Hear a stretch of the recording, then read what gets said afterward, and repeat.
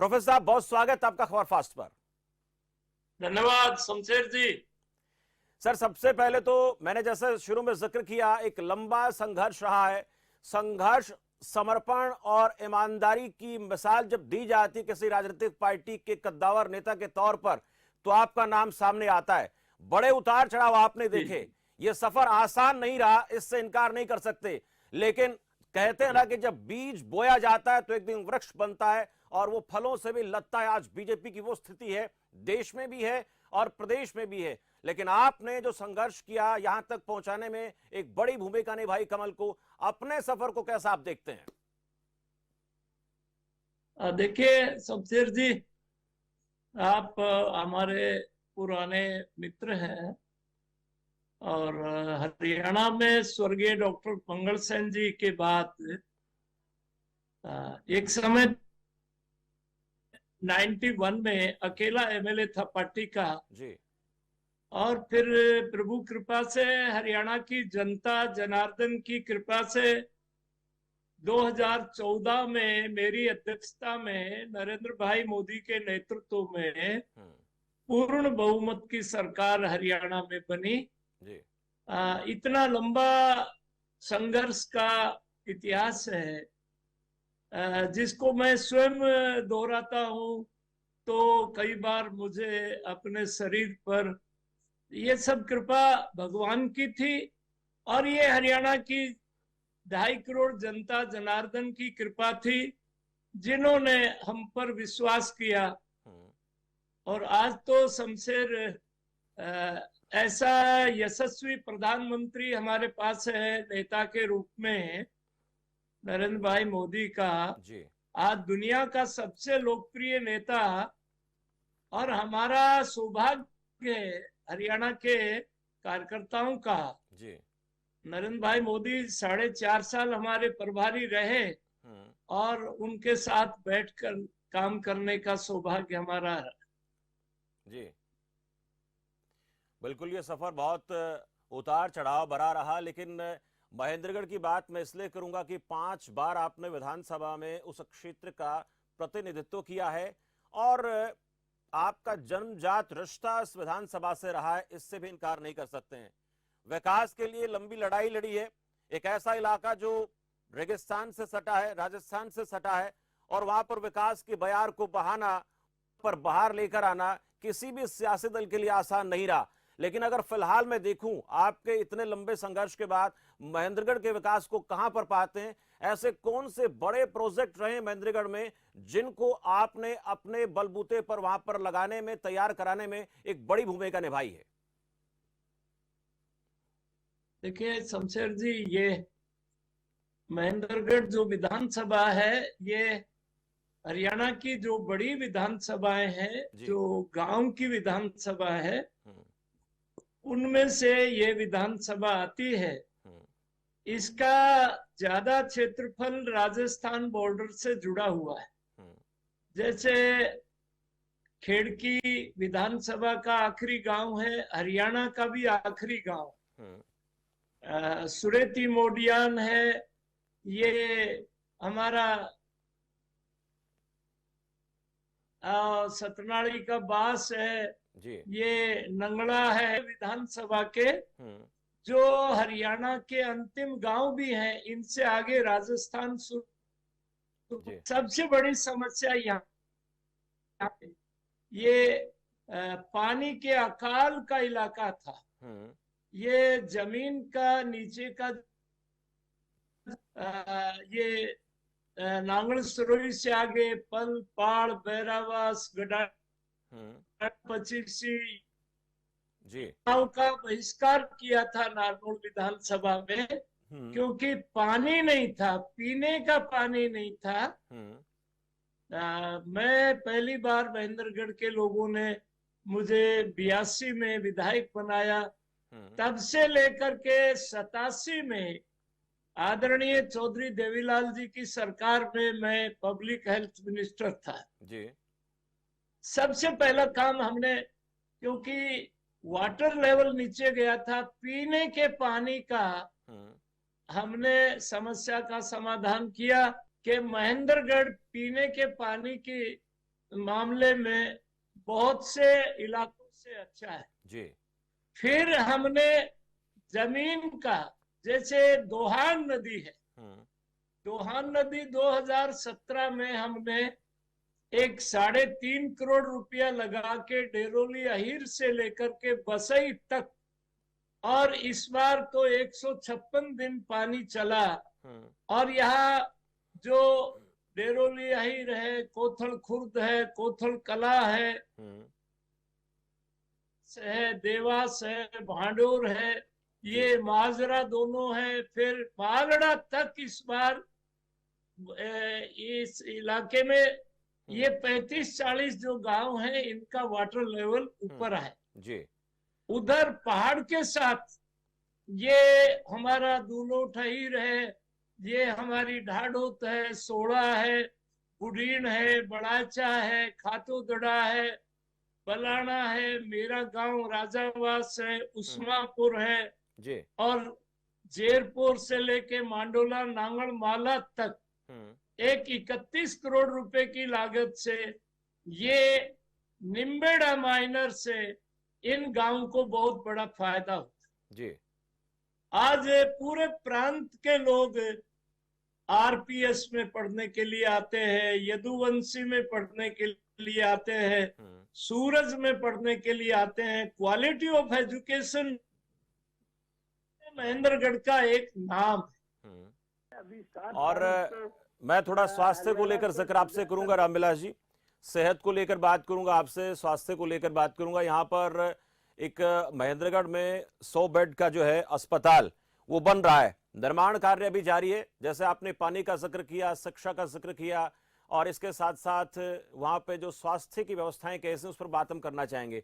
इसके फिलहाल क्या स्थिति है, क्योंकि ये भी आप ही के कार्यकाल के दौरान, आप ही के योगदान के चलते यहाँ पर काम शुरू हुआ था। फिलहाल क्या कहेंगे इसके बारे में, क्या स्थिति है?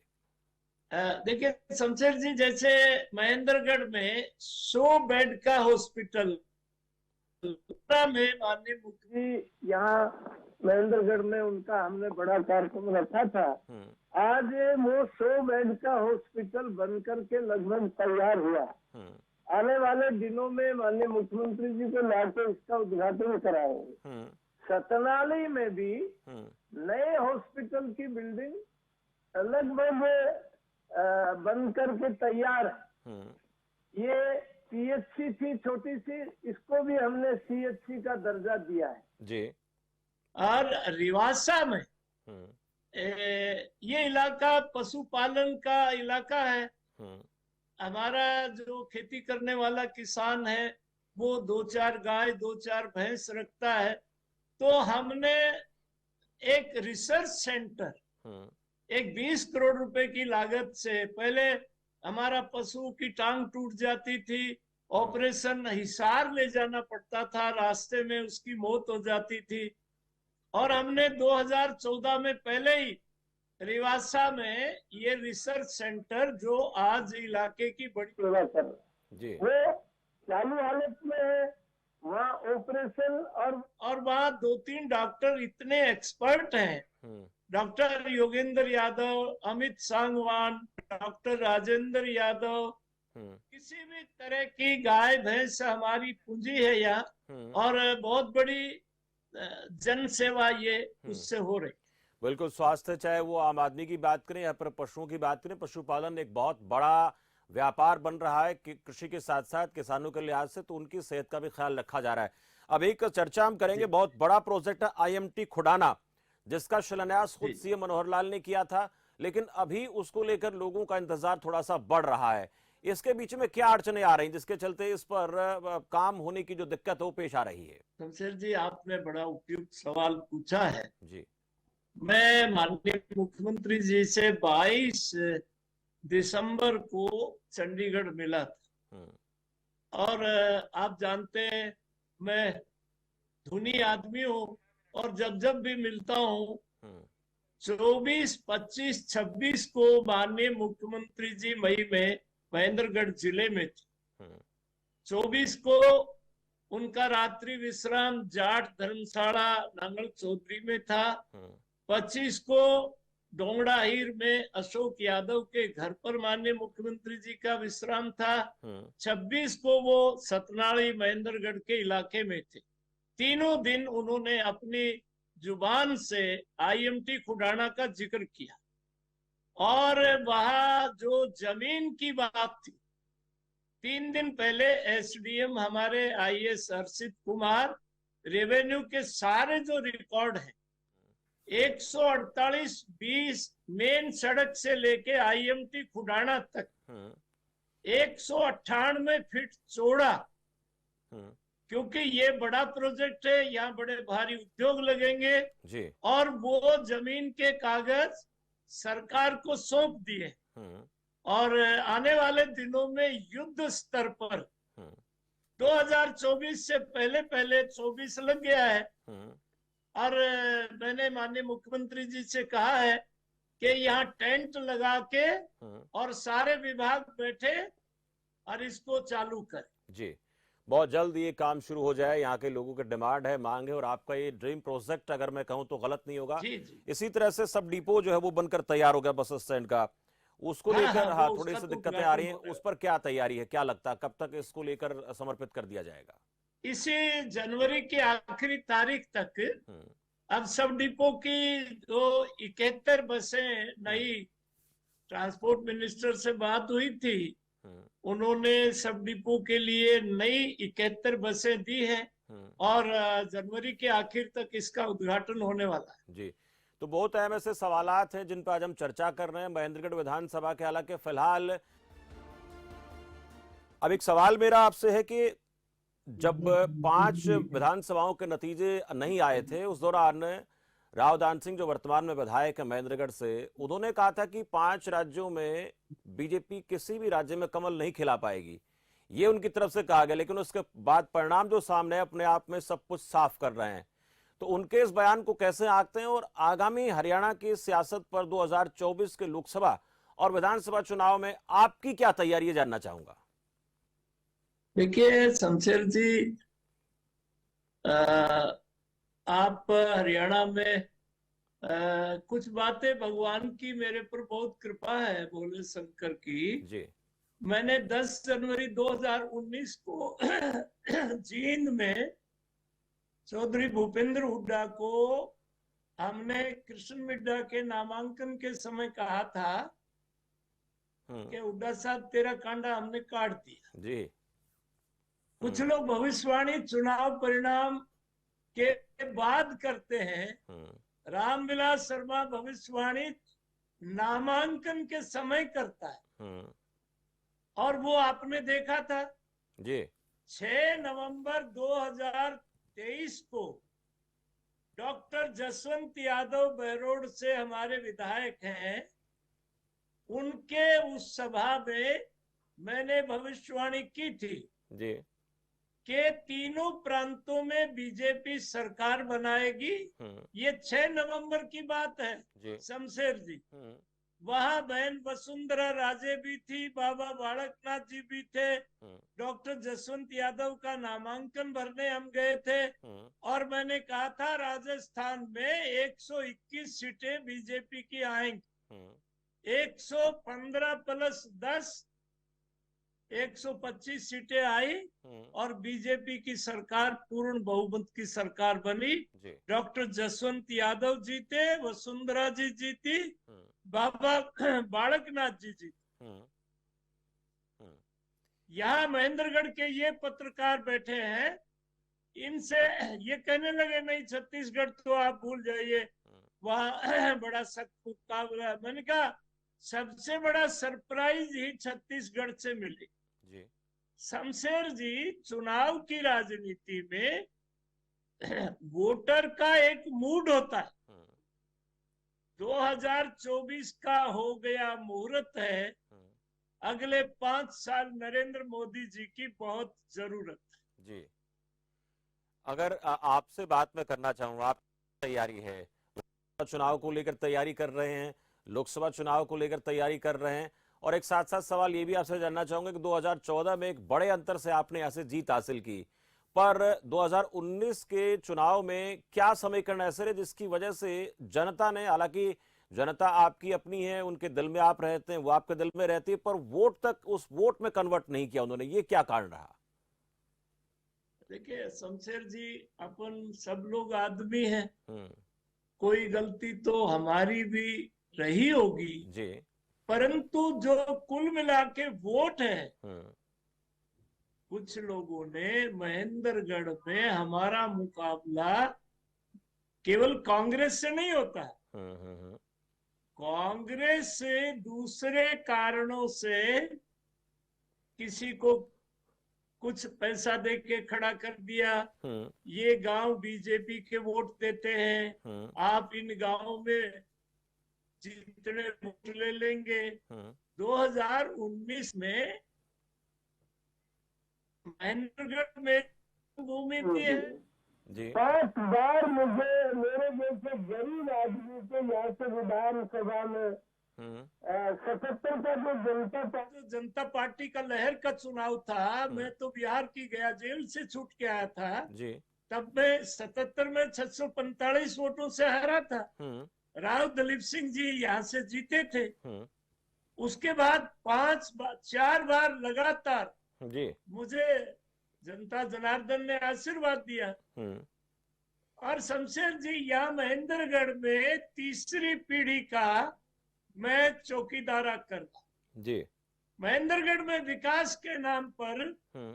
कोई भी ईंट आप उखाड़ के देखेंगे, हम्म। उसमें रामविलास का नाम लिखा हुआ आपको मिलेगा। जी, बिल्कुल आपने एक अहम बात कही कि विकास के पैमाने पर देखें तो ये आपके संघर्ष और यहाँ की जनता के बीच में आपकी कनेक्टिविटी उसका परिणाम है। एक सवाल अब मैं आपके संघर्ष को, समर्पण को और ईमानदारी को देखूं तो खासकर बीजेपी के लिहाज से एक ऐसे सिपाही के तौर पर उसको जाना जाता है, लेकिन कमल के लिए आपने बहुत बेहतर काम किया। यदि आप कमल की इस उत्तर पुस्तिका का खुद मूल्यांकन करें तो उस हिसाब से आपको बीजेपी की तरफ से क्या वो मान सम्मान मिला जो मिलना चाहिए था? कोई ऐसा मलाल आपको नजर आता है या फिर अब तक जो कुछ रहा सब आपको सही मिला?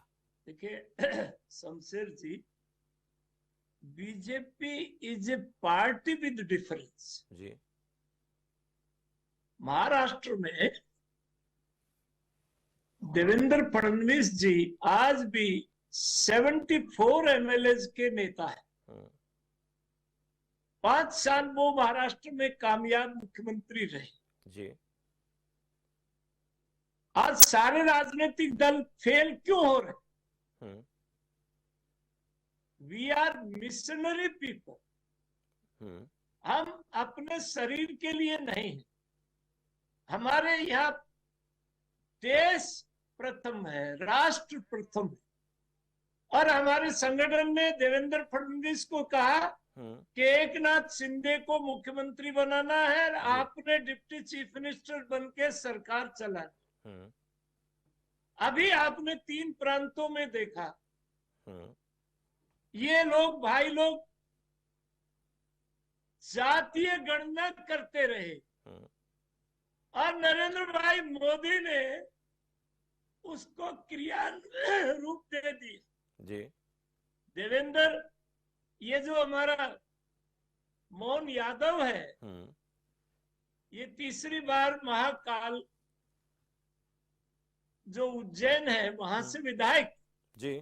पिछले चुनाव में मैं इनके साथ में था और मेरे मुंह से निकल गया कि मोहन भाई जी, आपके ऊपर भोले शंकर की बहुत बड़ी कृपा बरसेगी। जी। माननीय शिवराज सिंह चौहान ने चिट्ठी खोल के पढ़ा और कहा मोहन यादव हमारे मध्य प्रदेश के अगले मुख्यमंत्री होंगे। ये 5वीं लाइन में बैठा, इसको भरोसा ही नहीं था। जी। विश्वास सारंग ने जब कोणी मार के कहा तू मुख्यमंत्री, तब जो है उनका फोन आता है, बाबा आप वाली बात कर सके। जी। एक आदिवासी परिवार का विष्णुदेव सहाय, हमारा पुराना कार्यकर्ता, छत्तीसगढ़ में मुख्यमंत्री हो गए। एक हमारा प्रदेश कार्यालय में काम करने वाला पहली बार के एमएलए श्री भजनलाल शर्मा वहां मुख्यमंत्री हो गए। तो ये पार्टी है, मिशनरी है।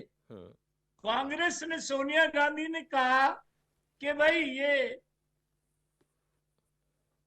अशोक गहलोत को राष्ट्रीय अध्यक्ष बनाएंगे। अशोक गहलोत ने बगावत कर दी और एक शमशेर जी, मैं गांव का आदमी हूँ, एक बाबा जी ने एक भजन गाया था जी समय को कोई भरोसो कोनी कद पलटी मार जावे, जी कई बार गादड़ा सु सिंह हार जावे, राजा दशरथ प्राण त्याग दे राम वन को जावे। अब बहन सोनिया गांधी को क्या पता था कि 22 जनवरी को पूरी दुनिया रामलला के दर्शन करने अयोध्या में इतना भव्य मंदिर बन जाएगा। इन्होंने तो कपिल सिब्बल साहब से सुप्रीम कोर्ट में एफिडेविट दिवा दिया कि राम कल्पना है, राम किसी व्यक्ति का नाम नहीं है, राम कभी हुए नहीं। अरे ये हिंदुस्तान जी शमशेर जी, वो भोजपुरी में एक बहन ने गाया, ये हिंदुस्तान बा, यहाँ अयोध्या बा, अयोध्या हुई हमारी है, अब मथुरा की बारी है। बिल्कुल इस पूरे प्रसंग को लेकर एक लंबा चर्चा का विषय हो सकता है, जैसे आपने इसको छूने का प्रयास किया है। अब मैं एक सवाल आपसे करूंगा, आपने कई सियासी दलों के साथ काम किया, उनकी सरकारें बनवाई, चाहे हरियाणा विकास पार्टी हो, इनेलो हो, और कई बार होता है किसी व्यक्ति से कभी कभी गलतियां हो जाती हैं सियासत में। आपको कभी लगा कि इस लंबे सफर के दौरान कुछ ऐसी चूक हुई हो, उसका मलाल जो आप चाहते हैं खबर फास्ट के माध्यम से कि बताना कि देखिए वहां अगर ऐसा हो जाता तो अच्छा हो जाता, कुछ ऐसा नजर आता है जीवन काल में दूसरे सियासी दलों के साथ काम करते हुए? देखिए शमशेर जी, हम जो निर्णय होता है वो हमारा पूरा केंद्रीय नेतृत्व फैसला करता है जी। और जब हमारे पास नेतृत्व का निर्देश आता है, हमको एक बात का मुझे संतोष है, जीवन में ऐसे बहुत से लोगों ने कहा कि ये नहीं करना चाहिए, वो नहीं करना चाहिए। मैं आपको एक घटना बताता हूं कि श्रीमान अटल बिहारी वाजपेयी भारत रत्न, जो हमारे प्रेरणा पुरुष रहे, उनकी सरकार के लिए दिल्ली में एक बैठक हुई और उसमें कहा गया कि अटल जी की सरकार को चौटाला साहब की पार्टी के 4 MP का समर्थन है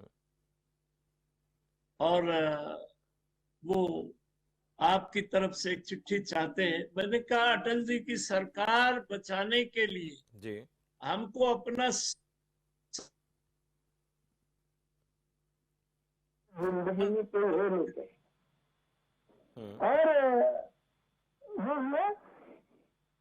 एक बात का संतोष है, 45 साल के संघर्ष के जीवन में, चाहे राष्ट्रीय स्वयंसेवक संघ के प्रचारक के नाते, चाहे जनसंघ के संगठन महामंत्री के नाते, चाहे इमरजेंसी की जेल में 11 दिन पुलिस रिमांड के नाते, बिहार की गया जेल में 6.25 फुट के शरीर को 5 फुट की कोठरी में रखने के नाते, कई बार जीवन में अवसर आए प्रदेश अध्यक्ष के नाते और के नाते, मैं जब अपने पिछले 45 साल के संघर्ष पर विचार करता हूं तो मुझे भगवान शंकर की कृपा से एक बात का बड़ा संतोष होता है कि मैं अनुशासित स्वयंसेवक के नाते, कार्यकर्ता के नाते, हमने किसी भी छोटी हो बड़ी हो अपने संगठन की आज्ञा का पालन किया है। बिल्कुल, इसलिए मैंने कहा कि आप संघर्षशील, समर्पित और एक ईमानदार सिपाही के तौर पर काम करते हैं भारतीय जनता पार्टी में, उसका आपने जवाब दिया। एक सवाल है,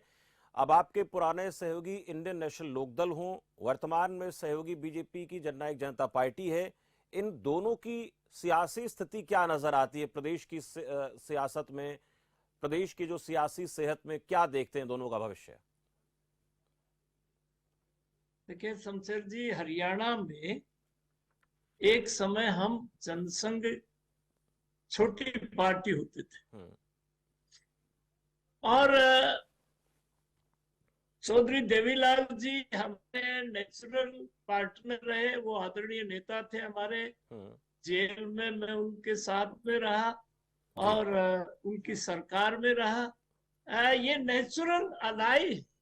हम्म, और दुष्यंत चौटाला आज डिप्टी चीफ मिनिस्टर है, चौधरी देवीलाल जी के पौत्र है। हम्म, और सरकार चल रही है हमारी। हम्म, अब भविष्य की जो बात है, चुनाव में कुछ गठबंधन प्री पोल होते हैं, कुछ गठबंधन आफ्टर पोल होते हैं। हम्म, 14 में बीजेपी की पूर्ण बहुमत की सरकार आई, 47 कमल के फूल जीते, जी, 6 हमारे सहयोगी जीते। हम्म, तो 5 साल मनोहर लाल जी के नेतृत्व में धड़ल्ले से सरकार चलाई। जी, और 19 में क्योंकि हमारे विधायक 40 रह गए, तो दुष्यंत चौटाला 10 जीते थे। वो गठबंधन की सरकार चल रही है। अब 24 में ये गठबंधन का जो निर्णय है, ये हम हरियाणा के कार्यकर्ता तो करते नहीं है, ये तो ऊपर केंद्रीय नेतृत्व के विचार का विषय है। और आप चुनाव से 2-3 महीने पहले सियासी गणित इस को अच्छे विषय से पर जानते हैं रामविलास जी। आप बहुत बेहतर जानते हैं कि फिलहाल पार्टियों की क्या स्थिति है, आने वाले दिनों में क्या हो सकती है, क्योंकि आपने शुरू में एक दो बातें कही भी थी। मैं दोनों पार्टियों के भविष्य की बात अगर करूं आपसे, तो जनता के बीच में क्या स्थिति इनकी दिखती है आने वाले दिनों में? फिलहाल जो हालात हैं वो हैं, लेकिन आप भविष्यवाणियां करते हैं और वो बहुत सी सत्य सिद्ध भी होती हैं, उसको लेकर क्या कहना है? देखिए शमशेर जी, आज नरेंद्र भाई मोदी के नेतृत्व में आज पूरे हिंदुस्तान में एक अलग से वोट बैंक बन गया जी, नरेंद्र मोदी के नाम पर। नरेंद्र भाई मोदी की ये जो गारंटी वाली गाड़ी में लगभग दर्जन भर गांव में जी, ये नरेंद्र मोदी के प्रति, नरेंद्र मोदी के काम में उन घरों में प्रवेश किया है जिन घरों में कोई सरकार का कर्मचारी जाता ही नहीं था। आज चाहे वो उज्ज्वला योजना हो, चाहे 40 करोड़ खाते खुलवाने की बात, तो खास करके जब भारतीय जनता पार्टी का पहले प्रवेश नहीं था, आज नरेंद्र भाई मोदी के नाम पर, जैसे वो खुद कहते हैं मेरी 4 बिरादरी है, एक तो युवा मेरी बिरादरी है, एक गरीब मेरी बिरादरी है, एक किसान मेरी बिरादरी है और एक माता बहन मेरी बिरादरी है। ये चारों जो बिरादरी है वो राजनीति में, चुनाव में बहुत बड़ा अहम भूमिका निभाती है। और उनमें नरेंद्र भाई मोदी के काम का, नरेंद्र भाई के नाम का एक जबरदस्त प्रभाव है। जी, ये कह सकते हैं कि उस प्रभाव के सामने चाहे इनेलो है, बीजेपी है, कांग्रेस है, वो उस स्थिति में नहीं दिखेगी जिसका लेकर के ये कल्पना लोग कर रहे हैं या जिस बात को लेकर ये संभावना जता रहे हैं। अब मैं बीजेपी के प्रदेश अध्यक्ष के तौर पर देखूं, आपने भी 2 बार किरदार निभाया और एक बार तो ऐसा किरदार निभाया कि प्रदेश में सरकार तक आपने बनवा दी। अब नायब सैनी को जिम्मेदारी दी गई है, इनकी नियुक्ति को कैसे आप देखते हैं? दूसरा, इनसे पहले ओम प्रकाश धनखड़ ने बीजेपी प्रदेश अध्यक्ष की कमान संभाली, कैसा इनका कार्यकाल देखते हैं आप? देखिए शमशेर जी, एक बड़े सौभाग्य की बात है कि आज 3 जनवरी है, 7 जनवरी को महेंद्रगढ़ में सब्जी मंडी में हम अपने नए प्रदेश अध्यक्ष नायब सैनी जी का अभिनंदन करने जा रहे हैं, बहुत बड़ी एक जनसभा में। और हमने उसमें हमारी बहन सुधा यादव जो इस हमारी महेंद्रगढ़ लोकसभा के मेंबर पार्लियामेंट है, आज सेंट्रल पार्लियामेंट्री बोर्ड के मेंबर है, और ओम प्रकाश जी धनखड़ जो राष्ट्रीय सचिव है, इन तीनों का एक जोरदार कार्यकर्ता अभिनंदन 7 जनवरी से 11 बजे सब्जी मंडी महेंद्रगढ़ में एक बहुत बड़ी जनसभा, यहाँ पर हम उनको सम्मानित कर रहे हैं। ओम प्रकाश जी की अध्यक्षता में अब देखिए, कांग्रेस के संगठन के लोग बड़ी बड़ी बातें करते हैं। उदय भान जी 10-11 महीने से अध्यक्ष है, वो प्रदेश कार्य समिति नहीं बना सके।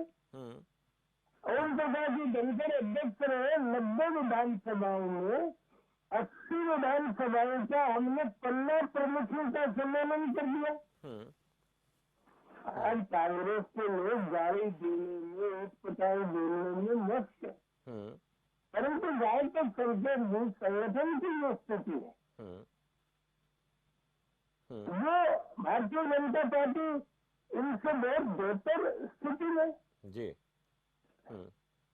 ठीक है। एक अंतिम सवाल आपसे, सीएम मनोहर लाल के 9 साल से ज्यादा के कार्यकाल को आप कैसे देखते हैं, किस तरह से रहा है इनका? मनोहर लाल जी ईमानदार व्यक्ति है और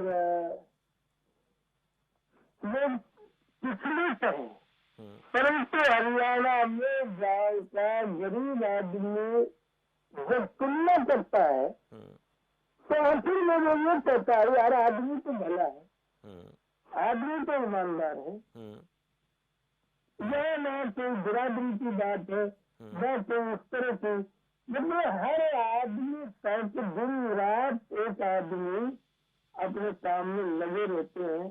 और मनोहर लाल जी की जो सही है, हमने कई मुख्यमंत्रियों के साथ काम किया है, आदरणीय चौधरी देवीलाल की सरकार में हम मंत्री रहे जी, आदरणीय चौधरी बंसीलाल जी की सरकार में हम मंत्री रहे और मनोहर लाल जी के नाम का तो प्रस्ताव ही मैंने रखा था। तो मनोहर लाल जी सरल, अवेलेबल और ईमानदार मुख्यमंत्री के नाते उनकी पहचान जी। चलिए, बहुत शुक्रिया, आपने बहुत से हमारे सवालों का जवाब बेबाकी के साथ दिया। जैसी आपकी बातों की शैली है, उस शैली में आपने तमाम सवालों के जवाब दिए। हमारे साथ जुड़ने के लिए बहुत बहुत आभार। तो आज हम बात कर रहे थे पूर्व कैबिनेट मंत्री हरियाणा सरकार प्रोफेसर रामविलास शर्मा से। उन्होंने देश के सियासत, प्रदेश की सियासत के साथ साथ महेंद्रगढ़ विधानसभा के विकास के कामकाज का खाका भी रखा। आने वाले दिनों में क्या तैयारी, उस पर चर्चा की। हरियाणा के सीएम मनोहर लाल के इस 9 साल से ज्यादा के कार्यकाल को कहा कि मुख्यमंत्री ईमानदारी से अपना काम कर रहे हैं, और इसके साथ ही उन्होंने कांग्रेस की कार्यशैली को लेकर भी कई तरह की बातें रखी, सवाल उठाए। और महेंद्रगढ़ में जो विकास के प्रोजेक्ट पर काम चल रहा है, कौन कौन से बड़े प्रोजेक्ट वो लेकर उन पर काम को लेकर कहा कि कुछ ऐसे प्रोजेक्ट अभी पाइपलाइन में है जिन पर काम चल रहा है, आने वाले दिनों में सब काम पूर्ण होंगे। और जिस तरह से नरेंद्र मोदी के नेतृत्व में केंद्र में सरकार चल रही है, जो बयार बह रही है, उसके आगे अभी सारी पार्टियां कहीं ना कहीं बोनी नजर आती हैं।